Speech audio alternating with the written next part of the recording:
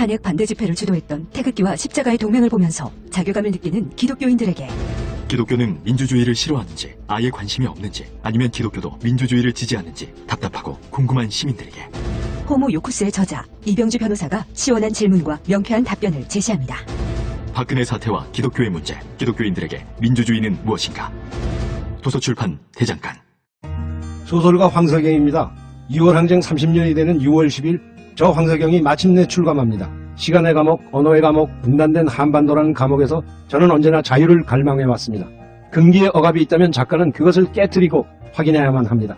역사를 바꿔낸 위대한 시민들께 제 이야기를 바칩니다. 황석영 자전 수인 문학동네. 새벽 2시에 깨어났나? 딱히 고민이 있어서 그런 건 아니다. 새벽 5시에 일어났나?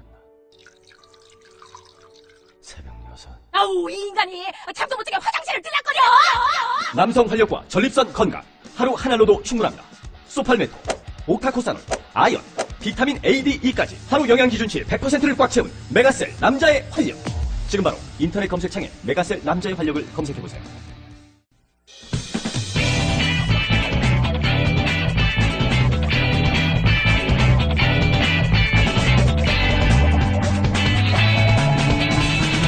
김어준의 뉴스공장. 문재인 대통령이 강경화 외교부 장관 후보자를 임명하겠다고 뜻을 밝혔습니다. 야 3당은 반발하고 있고요. 인사청문회 캐스팅 보트를 쥐고 있는 곳이죠. 국민의당 송금주 대변인 전화 연결해보겠습니다. 안녕하세요, 의원님. 네, 안녕하세요. 네. 우선 문재인 대통령 강경화 후보자를 임명하겠다는 발언에 대한 국민의당 기본 입장은 어떻습니까?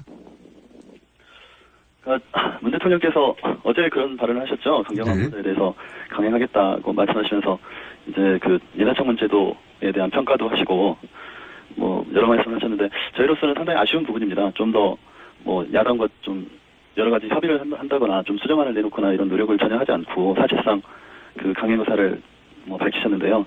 예, 저희로서는 좀 아쉬운 부분입니다. 네. 아쉽다. 근데 이제 어제 국민의당의 입장으로 공식적으로 나온 성명 가까운 성명이라고 해야 될까요? 일단 입장 발표를 보면 이게 이제 한 줄로 요약하면 여론을 앞세워서 국회 인사청문회 제도를 무력화시킨다 이렇게 표현이 됐던데요. 네, 저희 대변인 논평으로 국회 인사청문회를 무력화시키는 긴급 상황 이렇게 규정을 하고 아마 잠시 후에 비상대책위원 국회의원 연석회의를 갖게 됩니다. 그 연석회의에서 앞으로 당의 진로나 이런 부분에 대해서 논의를 하게 될 것입니다. 저기 수화기에서 조금만 입을 떨어뜨려 주시고 네, 숨소리가 너무 거쳐서 좀 야합니다. 네, 알겠습니다. 네, 그런데 인사청문회를 무력화시켰다고 볼 수는 없지 않습니까? 이게 절차적으로 어겨진 것은 없지 않나요?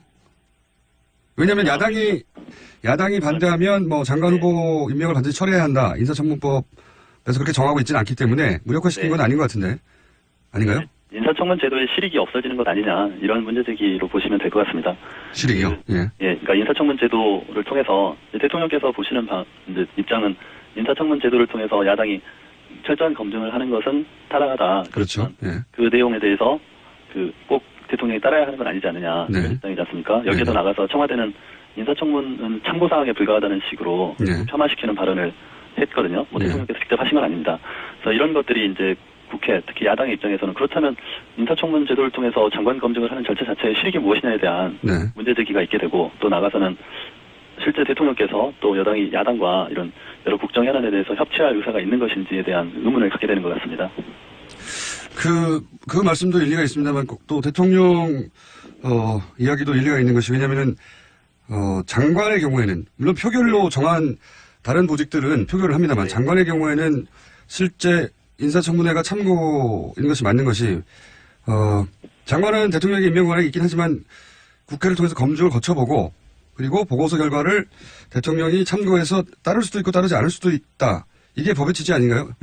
만약에 부적격 보고서가 나오면 임명하면 안 된다. 그러면 법이 그렇게 정해졌어야 하는데 지금은 그렇진 않지 않습니까? 네, 맞습니다. 우리 법 자체가 장관에 대해서 헌법이나 법률에서 국회의 동의권을 인정하고 있지 않기 때문에 대통령께서 국회 청문 절차에 따른 결과에 구속되지는 않습니다. 실제로도 박근혜 대통령 시기에도 강제수 그 농림부 장관에 대한 절차에서 그런 현상들이 있었습니다. 네. 그렇지만은 어쨌든 그 문 대통령 본인도 과거에 그 청문 절차에 대한 중요성을 언급한 부분들이 있고 또 여당 민주당의 입장에서도 이 당시 야당일 때에는 청문 절차에 대해서 대통령이 좀 적극적으로 반영해 주기를 바라는 그런 입장을 계속 피력해 왔었습니다. 근데 이제 지금 여당이 된 입장에서 또 다른 말씀을 하시는 것이고요. 다만 저는 이렇게 생각합니다. 이제 앞으로 우리 당에서 그 의총을 통해서 또 논의를 하겠지만 대통령께서 하시는 말씀이 법적인 해석에 있어서는 타당하다 맞는 말씀이신데 그 이제 외교 안보 라인을 정하는 문제이고 또 강경화 지명자에 대해서 계속되는 논의가 있었지 않습니까? 야당에서도 이러이러한 점에서 문제가 있다고 했고 그러나 그 문제들에 대해서 그 문제 제기 자체에 대해서 대통령께서 뭐 국민 여론이라는 큰 범주에서 보셔가지고 사실상 문제가 없는데 야당에서 문제제기를 하는 것이다 이렇게 인식을 하시는 것이 아닌가. 그렇기 때문에 더 이상 그 논의가 나가지 못하고 결국 대통령이 바라는 임명을 강행할 수밖에 없는 구조가 돼버리는 것이 아닌가 이런 생각을 합니다.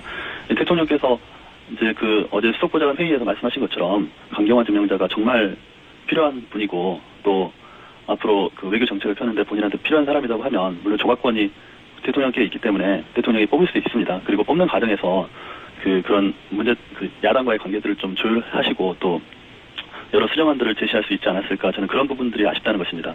이거는 제 개인적인 의견이지만 만약에 강경화 지명자가 필요하다 하면 그런 부분들을 적극적으로 그 국민에게만 할 것이 아니고 야당에게 직접 설명을 하시고 아니 그러니까 뭐 민정 정무수석이나 민주당의 원내대표를 통하지 않고 대통령께서 직접 설명을 하시고 일단 그 장관으로 임명을 해서 역할을 한번 줘보겠다.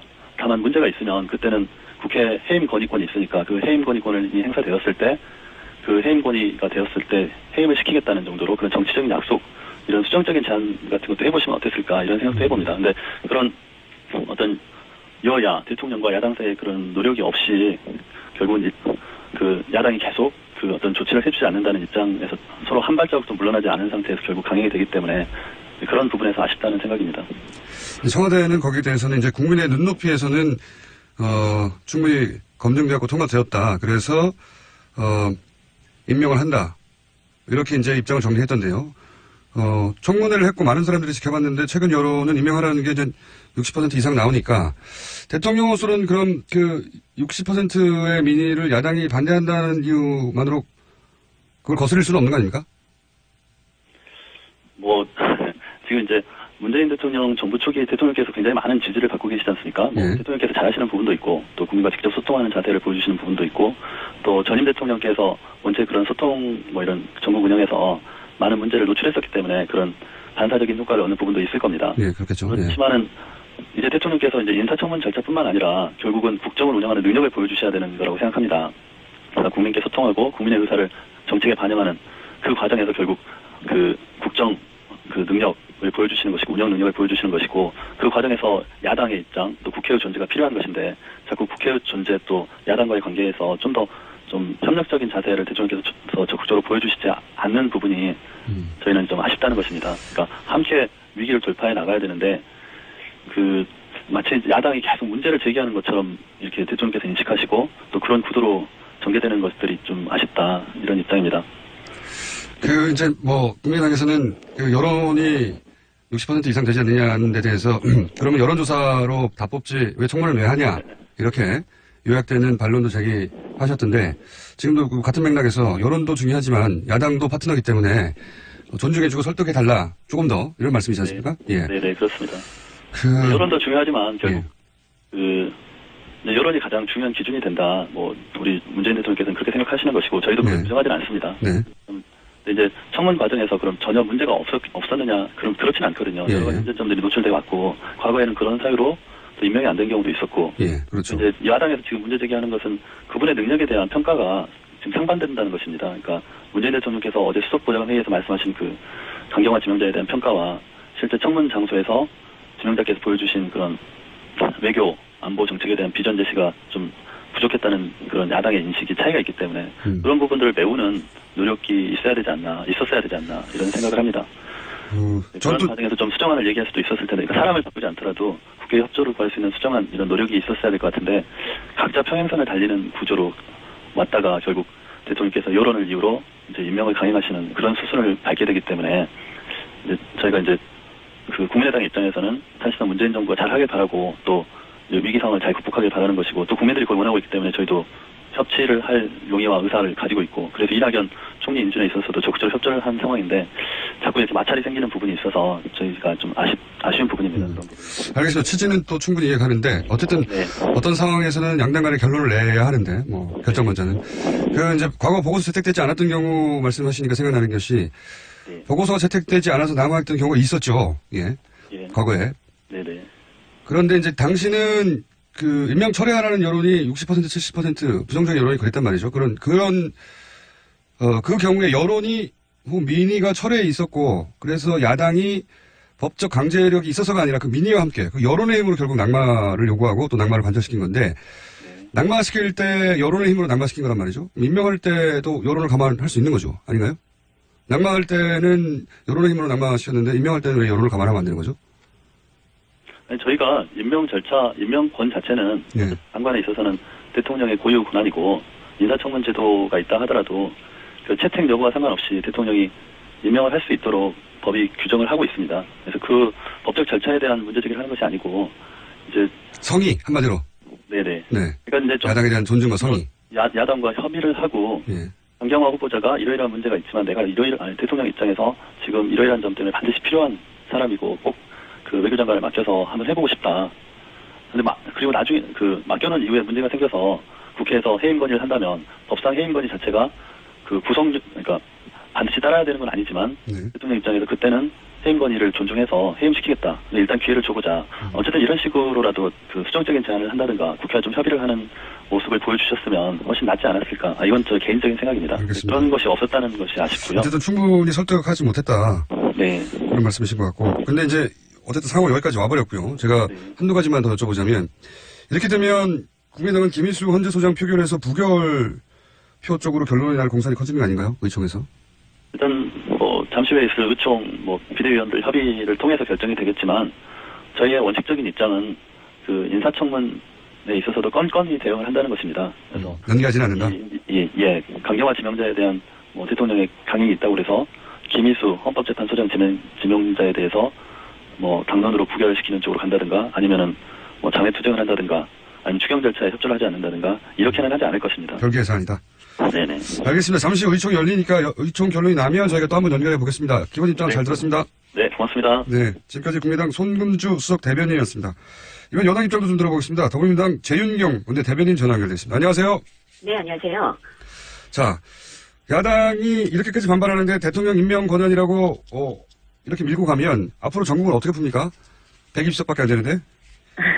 예, 그럼에도 불구하고 지금 이제 강경화 후보자에 대해서는 인사청문회 과정에서 상당 부분에 그동안 제기됐던 의혹들이 좀 해소가 됐다, 캐명이 됐다 이렇게 판단을 하고 있고요. 그에 비해서 이렇게 전직 외교부 장관들을 비롯해서 위안부 할머니들을 비롯해서 여성계에서도 전폭적으로 지금 강경화 후보자의 임명을 지지하고 있습니다. 그래서 사실 야당 입장에서는 좀 지나치게 강경한 것이 아니냐 이렇게 볼 수도 있겠지만 어떤 측면에서 여당 입장에서는 좀 야당이 지나치게 너무 반대를 위한 반대를 하고 있는 것이 아닌가 또 이렇게 해석이 되거든요. 그래서 좀 적극적으로 대통령께서도 마찬가지고 원내대표도 마찬가지고 협치 견제로 해서 대화를 통해서 함께 이 합의에 나가는 과정을 위한 노력을 하고 있습니다만 도저히 합의에 이르지 못할 경우에는 좀 불가피한 경우 국민들의 뜻에 따라서 좀 이렇게 빠르게 추진하는 것도 필요하지 않을까 싶습니다. 이게 이제 전반적으로 듣다 보면 물론 표면적인 논리는 여러 가지가 있습니다만 대선을 승리한 쪽에서 지금 대선을 패배해서 어수선한 우리 야당들을 좀 더 살갑게 챙겨주고 마음도 섭섭하지 않게 해달라. 저는 이 정도로 받아들였거든요. 대통령 권한인 건 인정하는데 좀 더 노력하고 좀 더 다가와달라. 예, 이게 정치가 연예이기도 하기 때문에 네네. 그런 정도로 저는 이해했습니다. 네네. 대통령이 좀 더 노력해야 하는 걸까요? 사실상 대통령께서 취임식 당일날도 야당을 먼저 방문을 했고요. 그리고 또 원내대표 회동도 좀 대단히 빨리 진행이 됐고 또 최근에 그 추경 관련해서 이제 국회를 찾으셨을 때도 야당과의 미팅을 같이 추진을 했습니다. 그리고 또 그 연설 이후에도 사실 이례적인 행보들을 많이 보여왔거든요. 그래서 가급적이면은 대통령께서도 대화 협치 이를 위한 대통령께서 할 수 있는 모든 그 노력은 하고 계시다고 봅니다. 그래서 그 외에 정말 필요한 사람이고 또 국민들이 보기에도 이분이 문제가 없고 오히려 많은 기대를 하고 있는 사람임에도 불구하고 임명을 반대를 하는 것에 대해서는 무조건 그 협치라는 전제하에 야당의 편을 들어줄 수만은 없는 것이 또 현실이지 않습니까? 다른 장관들도 이렇게 가면 다 어떤 반대나 어떤 의혹이 있더라도 임명이 되는 건가요? 아니면 케이스 바이 케이스가 될까요? 청와대에 계시지는 않지만 어떻습니까? 분위기는? 민주당의 분위기는? 사실상 임명하기에 부족함이 없는 인사를 추천하는 것이 또 가장 우선시 돼야 되는 일일 거고요. 그 과정에서 이제 최근에 이런 조금 더 국민들의 도덕적 눈높이가 높아진 점을 감안해서 대단히 검증을 까다롭게 진행을 하고 있는 것으로 알고 있고요. 그래서 사실 애초 일정보다 실제 그런지는 저희도 확인하지는 못했습니다만 좀 청와대 인선이 좀 늦어지고 있는 것이 아니냐 이런 얘기가 나올 정도로 이 검증 절차를 이전보다 조금 더 강화하고 있는 듯한 그런 모습이 보이는 건 사실이거든요. 그래서 어떤 경우에도 흠이 있음에도 불구하고 청와대가 무조건 밀어붙이겠다 이런 전제가 아니고 가급적이면은 이런 흠이 없는 후보들 그리고 또 그 직을 수행하는 데 있어서 국민들께서 이건 굉장히 이분이 훌륭하다라고 인정할 만한 분을 추천하려고 하는 이게 좀 전제돼야 되겠죠.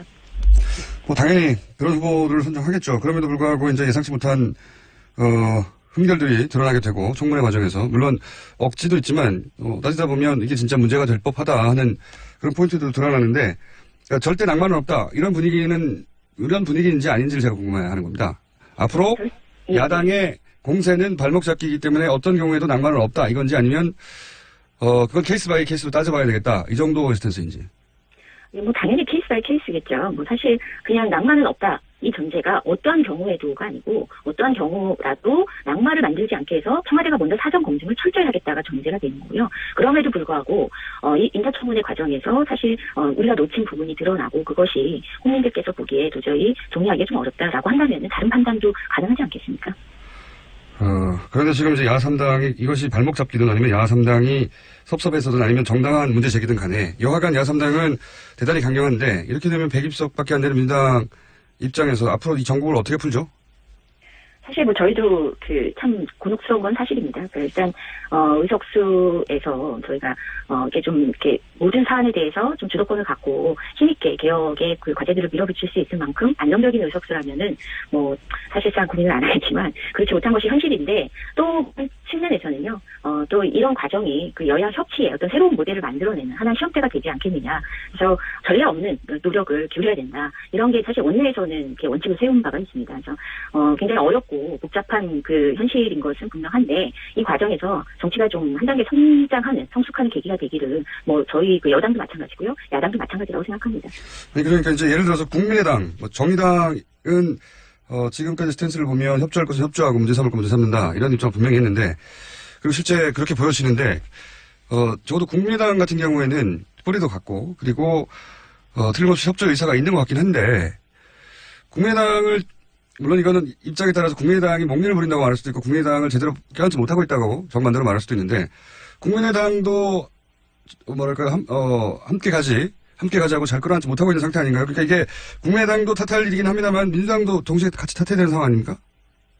여야가 조금씩 사실은 이제 더 양보하고 냉정하게 평가받을 대목이 있을지는 모르겠습니다만 국민의당도 마찬가지고요. 사실상 이제 저는 끊임없이 시행착오를 겪고 있다는 생각을 합니다. 처음 해보는 협치라서 그렇다. 그렇죠. 그리고 이제 초기에 이제 이 총리 인준 과정에서도 결국 국민의당에서도 처음에는 이제 강한 문제 제기를 하다 결국은 사실 보고서 채택에 도움을 이렇게 좀 다른 태도를 보이셨는데 마찬가지로 다른 사안에서도 좀 전에 앞서 이제 대변인께서도 말씀하신 것 같은데 개별 사안마다 이게 발목 잡기로 가겠다 이것이 아니고 사실상 인정한 평가를 하고 그리고 여당을 견제하고 그리고 정부를 견제하는 역할을 충실히 하되 또 가급적이면 협조할 것은 협조하겠다 이런 모습을 저희는 기대하고 있고 또 앞으로 그렇게 이 과정에서 이렇게 들여다보면은 사실상 이건 좀 지나치지 않느냐 이렇게 보이는 것도 또 이렇게 크게 보면 사실상 이제 원만하게 잘 협조해서 국정을 함께 이끌어 나간 그런 협치 결과물이 나오지 않겠느냐 저는 기대하고 있습니다.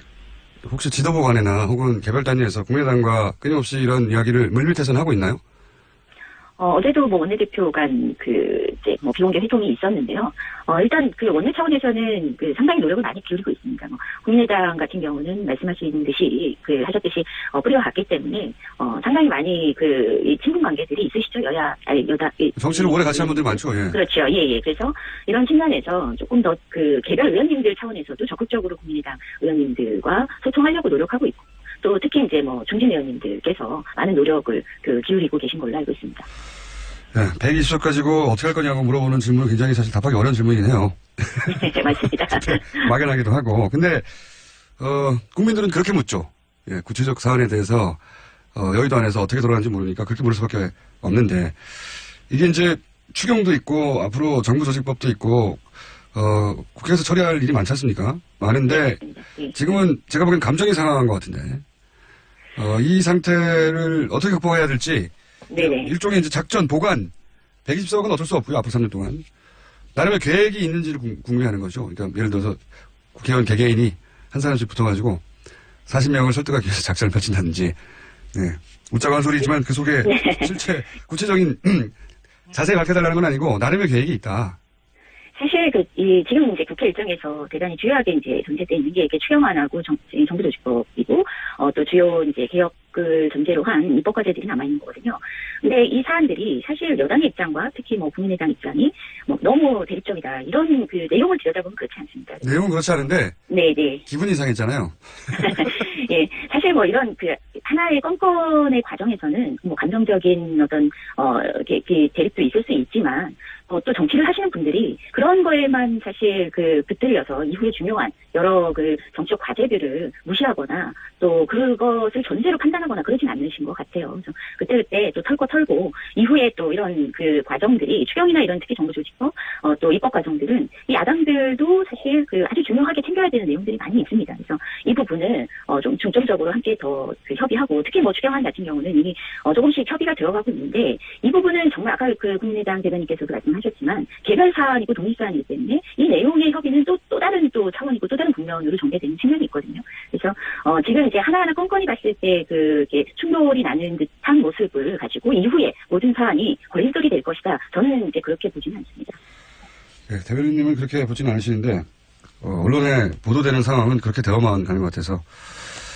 네, 앞으로 지켜보시면 아시겠지만 알겠습니다. 또 이후의 과정이 대화가 원활히 이루어지고 또 원활한 어떤 국회 일정이 전개될 것이다. 이렇게 좀 보시면 좋을 것 같습니다. 네, 어쨌든 대통령과 민주당의 지지율이 높기 때문에 여유를 가지고 네네. 더 많이 양보해도 될 것 같다는 생각도 합니다. 한편으로는 물론 양보를 해도 안 되는 경우도 있죠. 예, 양보가 아니라 굴복을 원하는 경우가 있어서. 네. 네. 오늘은 여기까지만 하고요. 네, 구체적으로 강경화 후보자가 임명되고 나면 어떻게 되는지를 지켜보면서 그때가 되면 구체적으로 얘기를 좀 더 할 수 있을 것 같습니다. 네, 오늘은 예상을 가지고 한 얘기라 여기까지만 하겠습니다. 오늘 말씀 감사합니다. 네, 고맙습니다. 지금까지 더불어민주당 재윤경 원내 대변인이었습니다. 또 떨어졌어. 너 또 입사 시험 봤어? 아니, 차량용 핸드폰 거치대 말이야. 여러 개 사봤는데 실패의 연속이야. 떨어지고 시야 가리고 운전석에서도 뭐 알고 뭐 좋은 거 없을까? 싼 것만 찾으니까 그렇지. 제대로 된 거 하나 사서 편리하게 쓰는 게 더 낫지. 그런 게 있어? 그럼 있지. 1, 2, 3 할 때 2. 힘 세다 할 때 힘. 2 힘. 2 힘? 2배로 힘이 세다는 건가? 네이버 검색창에 2 힘을 검색해보세요. 우리 주변에는 많은 슈퍼맨이 있습니다. 바로 공익 제보자입니다. 하지만 그들에게 세상은 따뜻하지 않았습니다. 조직을 저버린 배신자로 대했죠. 고맙다는 응원 한마디 듣지 못하고 어려움을 감내하고 있는 슈퍼맨들에게 이제 우리가 감사를 전해야 할 때입니다. 시민사회 지지 캠페인 어쩌다 슈퍼맨에 기부해주세요. 아름다운 재단.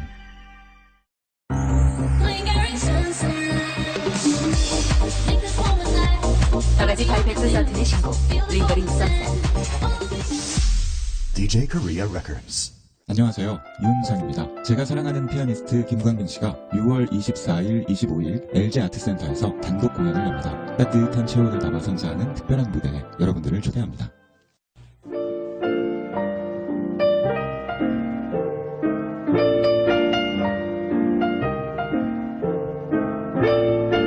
불친절한 AS. 네. 애초 이 AS의 출발은 방송을 시작하면서 저에 대한 불만들 주로 접수해가지고, 예, 불만에 대해서 제가 무시하는 그런 코너였는데, 요즘 이렇게 불만이 이렇게 많지가 않네요. 저에 대한 불만보다는 이 시사 상황에 대한 불만들이 많습니다.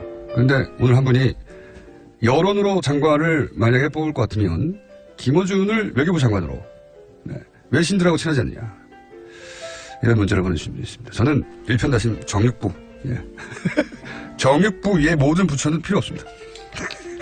문제는 그 정육부가 없다는 겁니다. 자, 그리고 뉴스공장은 왜 선물을 안 주나요? 너무하네요. 뭐가 너무합니까? 이렇게 재밌는 방송을 하고 있는데 시사방송은 선물을 줄 수 없다고 합니다. 그래서 그런 거고요. 뉴스공장 무슨 코너가 제일 좋으냐라는 모 사이트의 설문에서 불친절한 AS를 좋아하시는 분이 굉장히 많다고 합니다. 희한하군요. 자유한국당 서울시당에서 대통령에게 욕을 했는데 국가원수 모독죄 적용이 안 되나요? 글쎄요.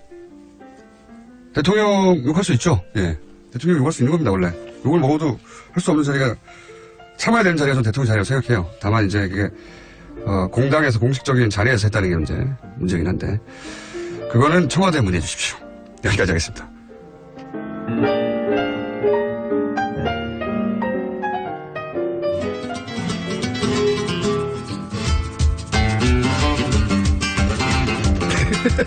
제가 AS 하다가 선물 뭐가 필요하냐 방송 이렇게 재밌는데 했더니 문자가 바로 형 그 정도는 아니야. 너무 재밌지는 않아. 잔인한 사람들 그런 날도 있잖아요. 심심한 날도 있지만 오늘 좀 심심했습니다. 전반적으로. 그 정도는 아니야. 자, 까칠한 미식가 마칼레미스 황교익 선생님 나오셨습니다. 안녕하십니까. 안녕하세요. 네. 오늘은 음식이 뭡니까? 지난 6월 2일 날 그 냉면 이야기를 조금 더 이어가다가 냉면과 유사한 막국수 이야기를 좀 하려고 그래요. 막국수요? 예. 그 냉면이 어떤 미식가의 기준인 것처럼 그렇게 지금 자리를 잡고 있어요. 냉면 맛을 알아야 그래도 한 입맛 하는 거. 저도 그 불만입니다. 불만인 것이 그 이제 그 북한에서 만들던 방식으로 냉면을 고스란히 만드는 아주 유명한 냉면집 몇 군데 있죠. 네. 굳이 찾아가서 먹어봅니다. 심심해요. 심심한데 이제 나는 심심하다 그러면 네가 맛을 몰라서 그래. 네가. 맛이 뭐 대단한 겁니까? 맛은 그냥 먹으면 느껴져야 되는 거지. 네가 그 깊은 맛을 몰라서 그래. 그래서 제가 또 내가 깊은 맛을 몰라 또 가봐요. 또 먹어봐요. 또 심심해. 그 표현에 대해서 여러 말들이 있어요. 뭐 늙은이 이 맛이 있어 물 같다. 행주밥 물 같다. 그런데 사실 그 심심해요. 그러니까 한국 음식이 전반적으로 좀 자극적이잖아요. 그렇죠. 맵고 마늘도 많이 들어가고 파도 많이 들어가고 짜고 달고 뭐 이런 그 강렬한 양념의 음식이 많다 보니까 그 냉면은 좀 특이한 거죠. 그런 맛이 없어요. 그냥 밍밍해요. 밍밍해도 어디 한 군데를 탁 자극하거나 만족시키는 그것도 없어요. 그러니까 제가 맛있다고 느낀 냉면을 먹으면 아주 짜거나 뭐 시거나 뭐 달콤하고 그렇진 않지만 심심해지면 그 가운데 턱 쏘는 어디 한 군데 맛이 있고 그게 탁 머리에 꽂히는데 이렇게 유명한 곳을 제가 한두 군데 가봤는데 처음부터 끝까지 그게 없어요. 그래서 이거 막 탐구하게 돼요. 어디서 내가 감동해야 하나 막. 맞아요. 그거요. 그게 포인트예요. 이게 무엇이 맛있다는 거지 하고 먹으면서 자기의 감각에 집중하게 돼요. 그러니까 미식가의 음식이라는 게 냉면을 두고 미식가의 음식이라는 게 원래 그 음식이 뭐 특이하게 맛있어서 우리의 감각을 자극하는 게 아니라 맛이 비어 있으니까 달고 짜고 맵고 아니죠. 달고 짜고 뭐 이런 것들은 맵고 하는 이런 자극적인 음식은 그냥 우리 감각을 그냥 곤두세우지 않아도 그냥 들어오는 거거든요. 별로 집중 안 해도 돼요. 그냥 대충 먹어도 되는 거죠. 사실 곤두세우면서까지 내가 먹어야 되나요? 음악 들을 때도 그러잖아요. 뭐 댄스 음악이라든지 뭐 가벼운 음악들 이런 것은 그냥 대충 듣잖아요. 그런데 뭔가 의미가 있는 거야. 뭐 클래식한 거야. 뭐 이렇게 공부해서 들어야 되죠. 그렇죠. 이렇게 집중하잖아요. 네가 클래식을 모르는 것은 클래식이 잘못된 게 아니고 네 감각에 무식에 들어온 거야. 아니죠. 무식이 아니라 이거는 감각을 깨우는 것이냐 아니냐는 요거의 차이라고 보면 그런 건 인정합니다. 뭐냐면은 이제 세계적인 무슨 명작이라고 하는 그림을 보고 그 명작이 된 이유가 나한테 안 느껴질 때가 있잖아요. 그럼 막 갈등하게 됩니다. 모나리자 이런 거 보면서 이게 왜 명작인 거야 도대체. 목이 너무 두꺼운 거 아니야? 이런 눈썹이 너무 없는데 미간이 너무 멀어. 그러다가 이제 설명을 듣죠. 그때 당시에 존재하지 않았던 여러 가지 기법이 쓰였다 등등등. 당신은 획기적으로 느껴질 수 있구나. 공부를 하고 나면 달리 보이죠. 달리 보인다기보다는 왜 이렇게 그 자리에 왔는지는 이해는 해요. 이해는 하는데 제가 모나리자가 명작이 됐던 시대 돌아서 그 감성을 가질 수는 없잖아요. 그렇기는 하죠. 예. 그렇기 때문에 그걸 그냥 흉내만 내는 거거든요.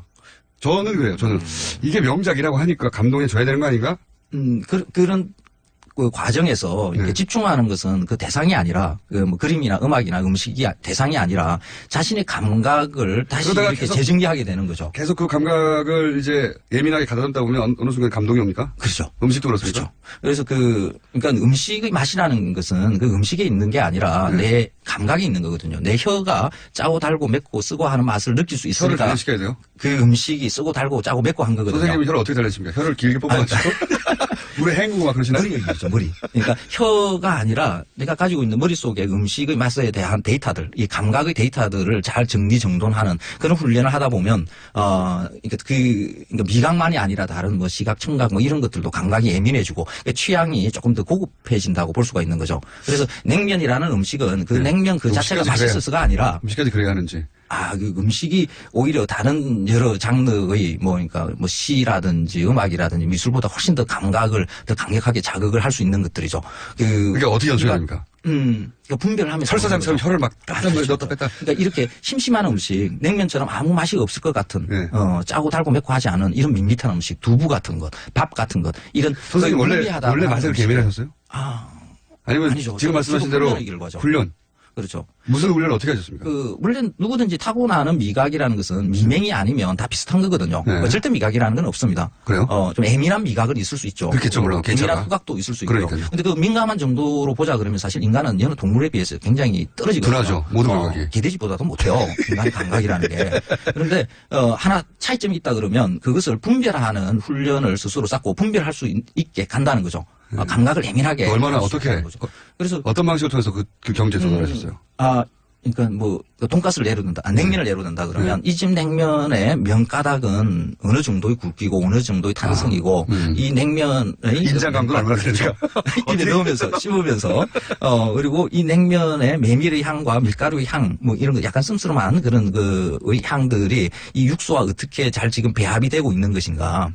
이걸 의식하면서 먹는다는 거죠. 그렇죠. 계속해서. 이 집에 그러면 머릿속에 점점 잘 조화된 맛이 어떤 것인가 이렇게 정리가 되기 시작합니까? 맞습니다. 그러면서 그 맛을 가지고 다른 걸 비교하게 되고, 그렇죠. 이거는 더 조합이 좋은데, 밸런스가 더 좋아, 뭐 이렇게. 그렇죠. 그 뇌의 훈련이죠. 그러니까 미각의 훈련이라기보다는 뇌가 어떻게 그런 많은 데이터들을 입력을 하고 정리하게 만들 수 있는 것인가 하는 거. 이게 사실 맛있는 음식. 그러면 점점 혀가 또 예민해지는 걸 느낍니까? 그렇죠. 뇌가 예민해지는 거죠. 혀가 혀는 그냥 단지 그러니까 정보가 입력되는 그냥 창구라고 보시면 돼요. 혀가 예민해질 수 있을 것 같아요, 근데. 후각과 미각을 완전히 잃어도 음식의 맛을 이렇게 먹으면서 떠올릴 수 있어요, 실제로. 마치 이제 팔을 잃은 분들이 팔의 감각을 상상으로 그 감각을 느끼듯이 그렇죠. 그게 뇌가 훈련이 되면 그런 정도가 될 수 있다는 거죠. 이연복 요리사 중식하시는 그분 그 후각을 잃으셨거든요. 그렇죠. 그런데도 불구하고 그렇죠. 음식을 보고 느낌으로만 가지고도 그 맛을 갖다가 짐작을 하실 수 있죠. 그건 뭐 대단한 경지네요. 아닙니다. 모든 인간이 다 똑같습니다. 그렇게 할 수 있다. 경지가 아니고요. 모든 인간의 감각은 똑같은데 그 감각을 어떻게 잘 훈련하는가의 문제죠. 왜냐면 그 음악을 그 여러 장르의 음악을 듣고 미술도 그것을 즐기고 하는 거. 이거 음식도 똑같은 겁니다. 다른 얘기 해도 이거 딴 이야기. 이거 굉장히 중요한 거죠. 그러니까 음식을 즐기는데 가장 중요한 거죠. 그래서 냉면을 미식가의 음식이라고 하는 이유가 거기에 있는 겁니다. 감각을 예민하게 만들어줄 수 있는 그것은 음식. 특별한 훈련이 아니라 음식을 먹으면서 그 음식을 구성한 요소들이 주는 그 여러 감각들을 머릿속에 정리해보고 느껴보고 이건 이 맛이구나. 요 메밀은 이런 맛이네. 굵기가 이러네. 좀 덜 삶은 것 같은데 의식하면서 먹는다는 거죠. 그렇습니다. 그렇습니다. 그러면서 감각이 좀 이렇게 고급화되고 취향도 조금 이렇게 남다른 자기만의 그 즐거운 삶을 갖다가 만들 수 있는 한 가지 설득되는 부분이 있긴 합니다. 그거를 제가 고기로 비유해봤더니 고기 그렇죠. 확 느낌이 오네요. 고기 그래. 고기별로 맛 다르고요. 어떻게 쓰는가에 따라서 다르고 굵기도 다르고요. 함부로 뒤집으면 안 됩니다. 그렇죠. 육수 맞아요. 그래서 이 감각 이야기하니까 이 이야기를 해야겠네요. 다음 주 목요일부터 부산에서 그 음식 영화제 하거든요. 음식 영화제? 영화제요. 제가 그게 또 운영위원장이에요. 음식 영화제는 전 별로 마음에 안 듭니다. 음식에 나와야죠. 보기만 하면. 먹습니다. 먹기도 해요? 영화를 보면서? 영화 보면서 음식 막 나오는데 막 이렇게 침샘이 솟잖아요. 뭐 그런 식으로 영화를 보면 음식을 먹어요? 그렇습니다. 그래서 그건 영화제가 아니지. 시식회지. 영화 보면서 음식 먹으면서 술 마시는 술까지도 그 영화가 핑계죠, 그것은. 아니죠. 그래서 모든 감각을 무슨 이거 영화제요? 하면은 음식 영화제? 네, 부산 음식 영화제가 6월 22일부터 25일까지 부산에서 하는 겁니다. 예, 그렇습니다. 부산까지 꼭 가야 되잖아요. 부산? 뭐 KTX 타면 2시간 반이면 단던데요. 제가 그 자리에 있으니까. 원래는 막국수하고 냉면 얘기해야 되는데. 홍보하겠습니다. 네, 음식에 대한 그 미식가. 예. 냉면 미식가 음식이라고 하니까 미식가들은 어떻게 미식가가 되었나. 예. 맛평론가는 어떻게 맛평론가가 되었나. 그 얘기를 하다 보니까 좀 재밌었어요, 사실은. 근데. 그러면 뭐 막국수 이야기 다음에 뭐 예. 이야기하죠. 급하지 않습니다, 막국수. 막국수 어디 안 가기 때문에. 그리고 주말 특근이라고 하는 주말 프로그램이 저희가 생겼어요, 뉴스공장에. 저는 안 나옵니다. 저는 안 나오고 대신 패널들이 나와. 희한하죠? 첫 번째 순서가 황교익 선생님이고, 토요일 아침 7시부터 8시 동안 1시간 동안 나오십니다. 오늘 여기까지 하겠습니다. 황교익 선생님이었습니다. 감사합니다. 고맙습니다. 김어준이었습니다. 월요일에 뵙겠습니다. 안녕!